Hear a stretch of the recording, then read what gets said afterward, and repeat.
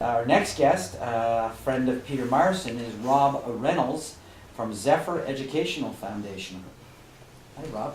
Pleasure to be here, thank you.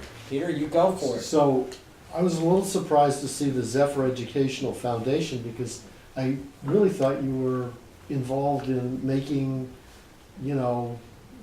oceanographic types of equipment. But we have talked about education. We talked about, that's one or two companies ago, Peter, so.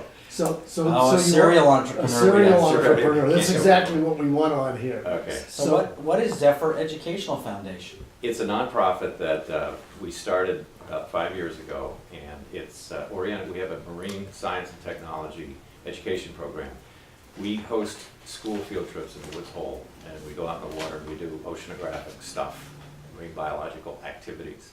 So students get hands-on experience handling equipment, collecting marine specimens. We talk about how they're used in the laboratories in Woods Hole. We tour some of the laboratories in Woods Hole.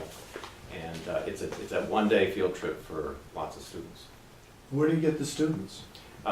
We, quote, recruit them. I have good connections with schools in Eastern Massachusetts, and normally if I don't know a school, I'll start, say, by contacting the science chair of a department of a high school.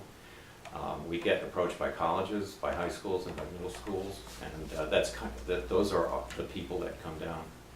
Colleges as well? Colleges as well, not as many, but certainly from Eastern Massachusetts, 4 or 5 colleges, 20 or 30, 40 high schools, 20 middle schools. We'll come down in a year. We had 1,600 kids down last year. Wow. Do you do this by yourself? Mostly by myself, but we have a couple of people that help us on the boat, educators that help us on the boat who are experienced in marine operations. What was your inspiration for all this? That's a great question. I started my summer job, both in high school and college, was as a deckhand on a collecting boat at a marine biological lab. And from that, I learned, well, first I learned about boats, and secondly, I learned about where to find marine specimens, why they're used in research, how to collect them.